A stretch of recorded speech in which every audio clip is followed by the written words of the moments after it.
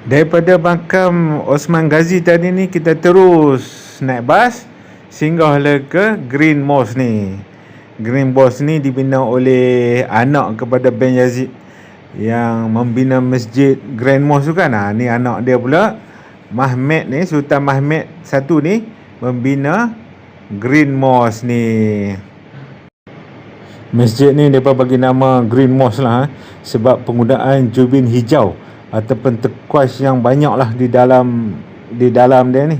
Warna hijau dalam tradisi Islam ni biasalah sering dikaitkan dengan syurga, ketenangan dan juga keberkatan.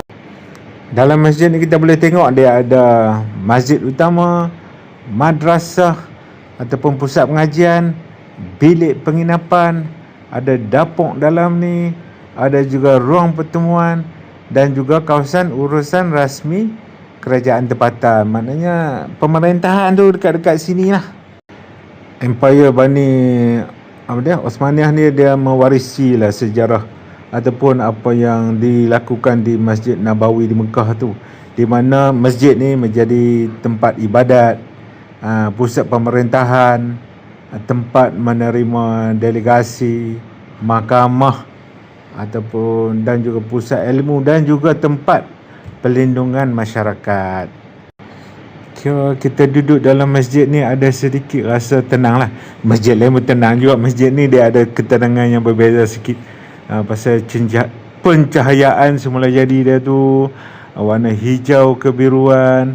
Lepas tu sepanjang masa ada gemar lah orang membaca Al-Quran dalam tu.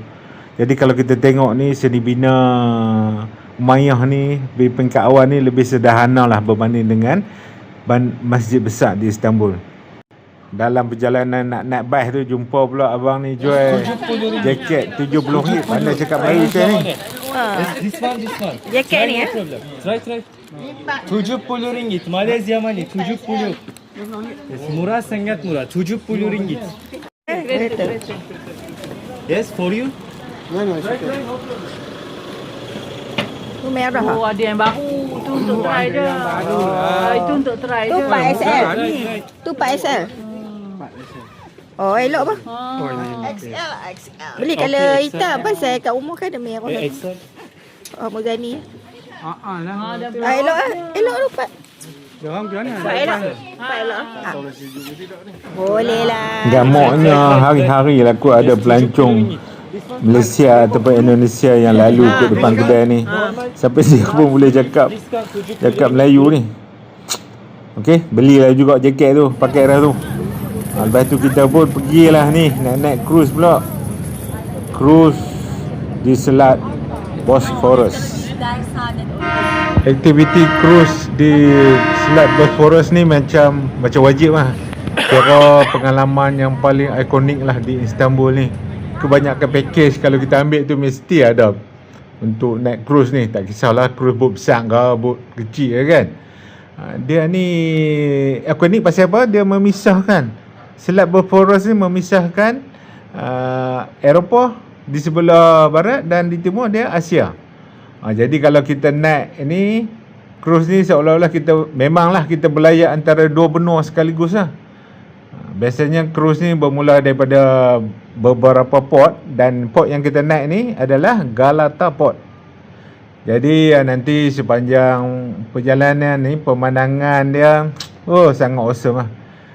Daripada tebing-tebing ni kita boleh tengok lah masjid zaman Osmaniyah, istana-istana lama, kubu ataupun port-port pertahanan ni, beberapa jambatan dan juga adalah kawasan perumahan elit di Istanbul.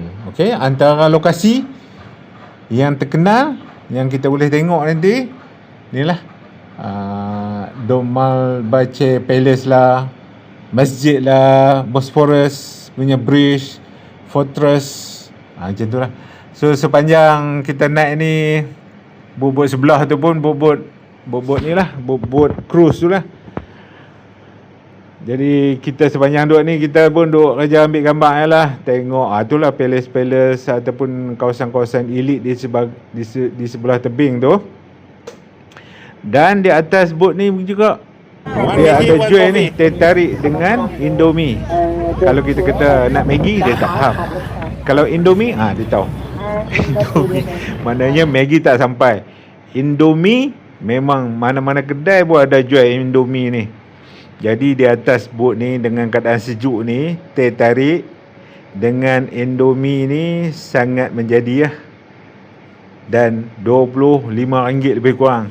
Teh dengan Indomie tu.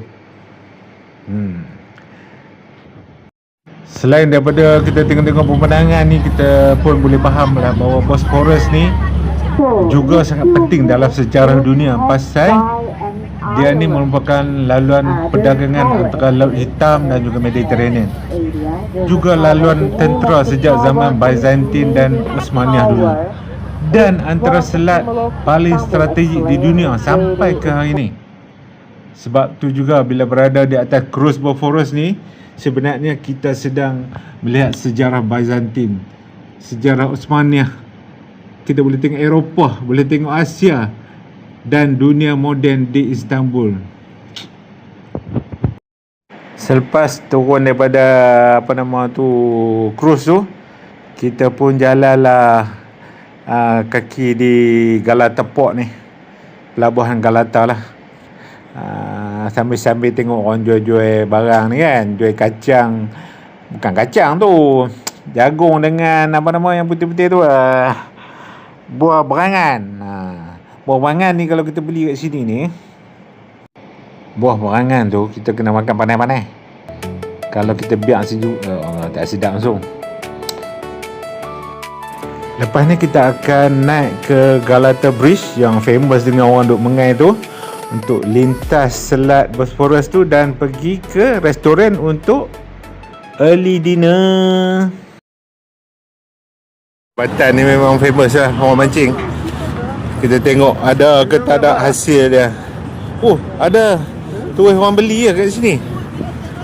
Oh, hidup-hidup orang beli.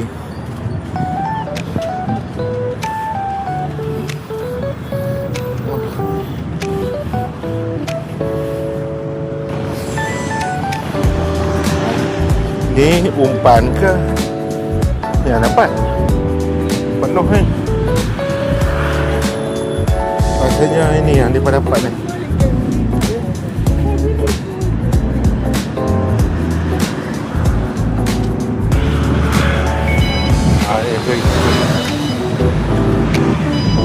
Kecil lah. Anak tu penuh.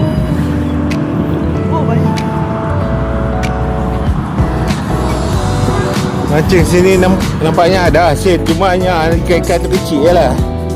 Ni besar sikit.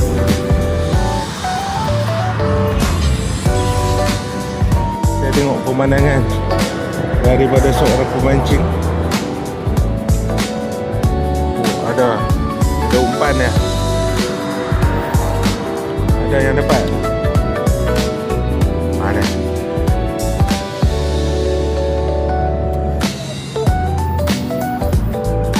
Kita tengok ni macam nak ada.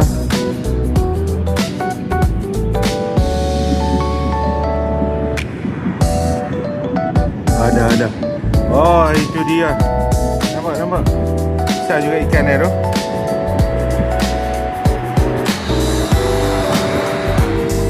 Itu dia lah ikan yang dia dapat pakai Apollo. Ikan apa tak tahu.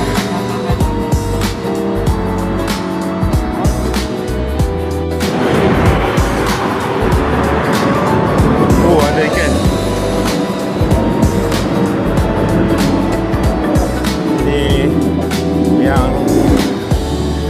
Yang pemancing yang sukses kan. Oh, besar.